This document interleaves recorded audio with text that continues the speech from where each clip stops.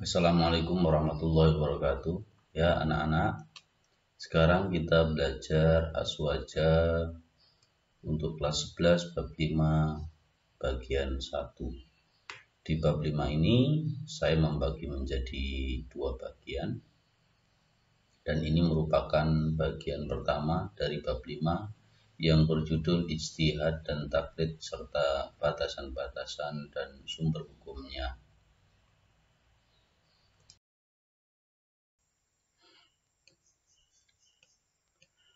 Ijtihad. Kata ijtihad yaitu dari isim masdar al-juhdu atau at-taqah. Artinya tenaga, daya upaya, kuasa. Jihad dan mujahadah ini berasal dari bentuk masdar jahada atau penyerahan kemampuan. Ijtihad atau al-ijtihad dan at-tajahud yaitu bermakna pengerahan segala kemampuan dan tenaga.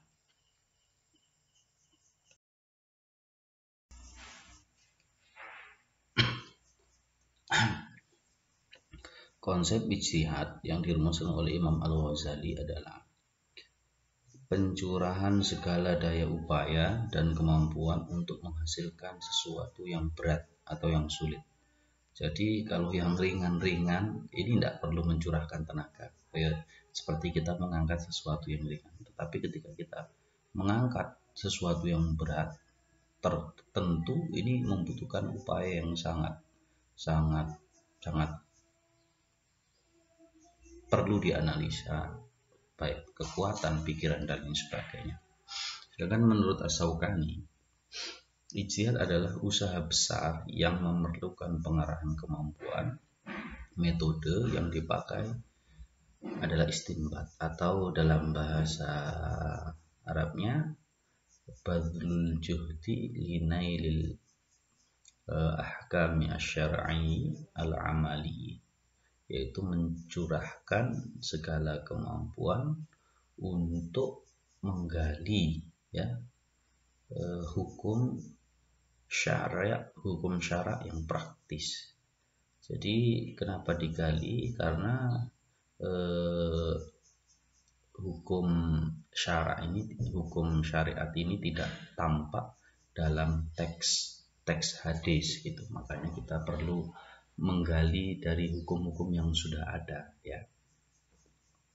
Sedangkan menurut Adi Hasbalah ya,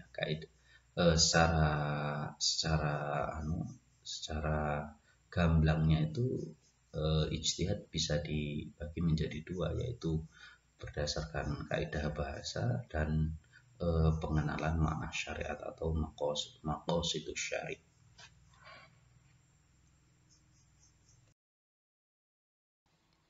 Dasar hukum ijtihad. Dasar yang pertama adalah Al-Quran.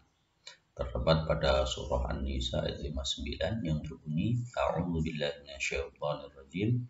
Ya ayyuhalladzina amanu athi'ullaha wa athi'ur rasul wa ulil amri minkum fa in tanaza'tum fi syai'in farudduhu ila Allahi war rasul in kuntum tu'minuna billahi wal yawmil akhir dzalika khairu wa ahsanu ta'wila. Nah, ayat ini ya memerintahkan agar orang itu patuh kepada Allah dan Rasulnya, kepada pemimpin ya, agar terciptanya kemaslahatan ammah, kemaslahatan umum untuk kesempurnaan pelaksanaan amanat dan hukum sebaik-baiknya dan seadil-adilnya ya. Di ayat lain ya, sedangkan taat kepada ulil amri yaitu mengikuti hasil ijtihad para ulama yang memang memiliki otoritas dalam berijtihad. Dalam ayat lain Allah berfirman, wa ma arsalna min qablika illa rijalan nuhi ilaihim fas'alu ahla dzikri in kuntum la ta'lamun. Kami tidak mengutus rasul-rasul sebelum kamu Muhammad, melainkan beberapa orang laki-laki yang kami beri wahyu kepada mereka, maka tanyakanlah olehmu kepada orang-orang yang berilmu jika kamu tidak mengetahui. Jadi bila kita tidak mengetahui, maka disuruh untuk bertanya kepada orang-orang yang memiliki pengetahuan, bukan kita ngarang ya. Ini banyak sekali kasus kejadian orang yang sudah tidak tahu ilmunya ya, tapi memaksakan kehendak untuk mengetahui isi Al-Quran, isi hadis dan lain sebagainya. Akhirnya ya, idza usnidal amru ila ghairi ahli fantadhirus sa'ah, tinggal nunggu kehancuran saja. Selanjutnya ya, taat dan patuh kepada Allah ya, yang dijelaskan dalam surah An-Nisa ayat 59 tadi ya, dengan mengamalkan isi dari kandungan Al-Quran dan melaksanakan hukum-hukum yang telah ditetapkan olehnya, sekalipun dirasa berat, tidak sesuai dengan keinginan dan kehendak pribadi ya. Sebenarnya segala sesuatu yang diberitakan oleh Allah mengandung maslahah, dan apa yang dilarangnya mengandung madharat. Banyak sekali seperti larangan mencuri, bermain judi dan lain sebagainya ya. Ini satu pasti mengandung maslahah, termasuk kita bertanya-tanya kenapa babi dilarang ya untuk kita, anjing untuk dimakan, dan mengapa tergolong pada najis berat. Ini tentunya semua menyimpan maslahah yang kebaikan itu kembali kepada kita sendiri. Yang kedua, melaksanakan ajaran-ajaran yang dibawa dan dilaksanakan oleh segenap hambanya ya. Dia ditugaskan untuk menjelaskan kepada manusia isi Al-Quran ya, maksudnya ini taat kepada Rasulullah ya. Nabi-nabi, Rasul-Rasul Allah itu menjadi penjelas bagi kita semua, menjadi penerang, menjadi penuntun bagi kita semua, yang menjelaskan maksud apa yang diinginkan oleh Allah Subhanahu wa taala. Sebagaimana dalam slide berikutnya Allah Subhanahu wa taala berfirman, A'udzu billahi minasyaitonir rajim. Bismillahirrahmanirrahim. Wa anzalna ilaika dzikra litubayyina lin-nasi ma nuzzila ilaihim. Dan kami turunkan az-zikr Al-Quran kepadamu Muhammad agar engkau menerangkan kepada manusia apa yang telah diturunkan kepada mereka. An-Nahl surah ke-14 ayat 44. Kepatuhan kepada ketentuan-ketentuan yang telah ditetapkan oleh ulil amri, yaitu orang-orang yang memegang kekuasaan di antara Nabi Muhammad, di antara kaum Nabi Muhammad, di antara manusia sekalian, apabila mereka telah sepakat dalam hal sesuatu, dalam musyawarah ya, maka kaum muslimin berkewajiban melaksanakannya dengan syarat bahwa keputusan itu tidak bertentangan dengan Al-Quran dan Al-Hadis. Contohnya satu, perintah protokol COVID itu apakah bertentangan dengan Quran dan Hadis? Tentu saja tidak. Menjaga jarak dan sebagainya. Ini batasannya yaitu ya,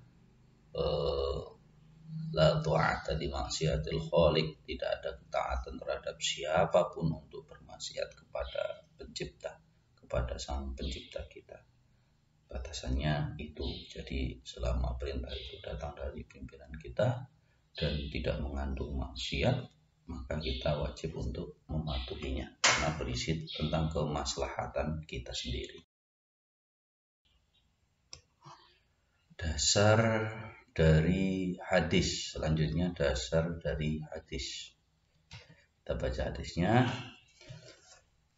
Ketika hadis ini bercakapan ketika Rasulullah SAW bercakap-cakap dengan Mu'adz bin Jabal pada saat beliau mengutus Mu'adz ke Yaman.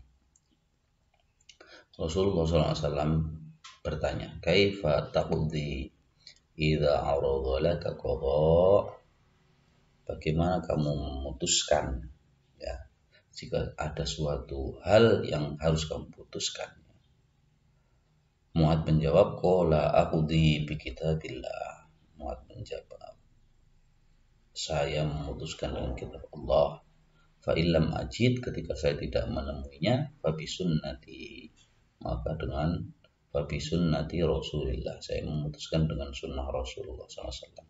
Fa illam ajid, ketika saya tidak menemuinya, ajtahidu ra'i, saya berusaha untuk mencari, berijtihad dengan pendapat saya.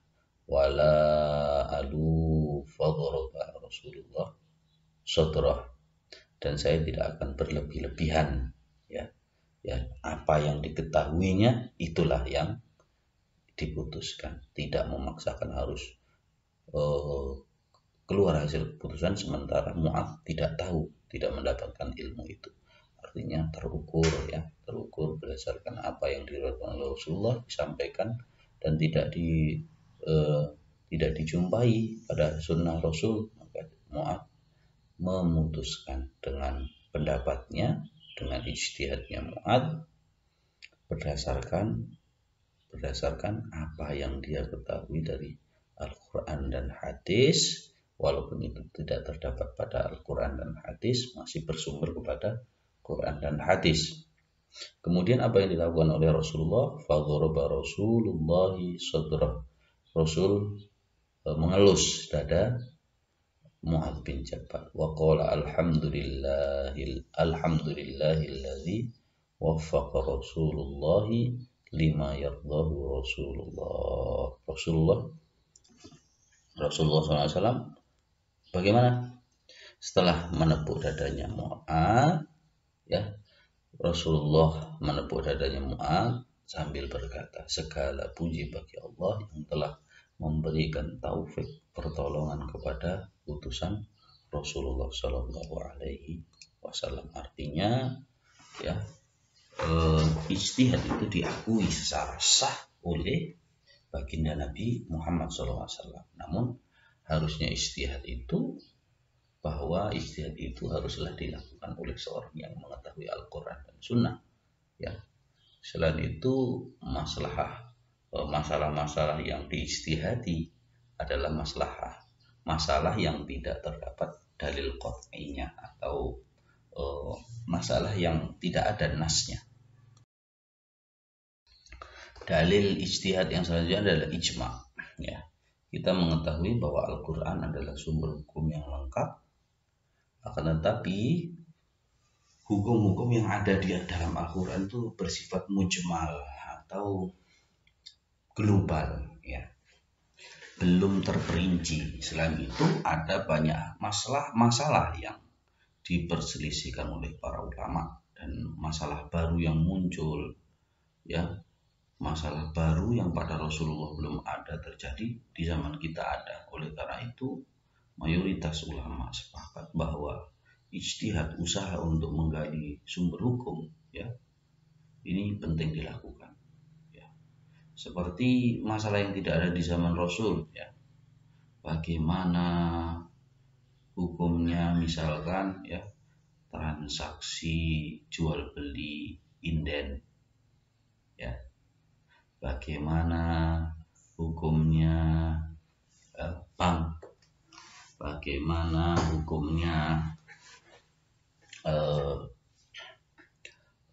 hukumnya yang ada di zaman sekarang, narkoba dan lain sebagainya. Ini membutuhkan satu usaha untuk menggali hukum yang permasalahan itu ada di zaman sekarang tidak ada di zaman Rasulullah SAW. Selanjutnya yaitu batasan dan ruang lingkup ijtihad. Batasan dan ruang lingkup ijtihad adalah dalam masalah-masalah fikih yang belum ada nasnya secara qat'i pasti. Jadi jika sesuatu yang sudah bernas secara qat'i tidak boleh diijtihadi lagi ya. La ijtihada ma'an nasi. Jadi sesuatu yang sudah ada nas nggak boleh lagi diijtihadi ya. Seperti ya mendirikan sholat adalah perkara yang wajib, ini tidak boleh lagi diijtihadi berusaha keras menggali hukum supaya sholat tidak wajib, atau berdasarkan kewajiban itu sudah tertera dalam Al-Quran secara pasti.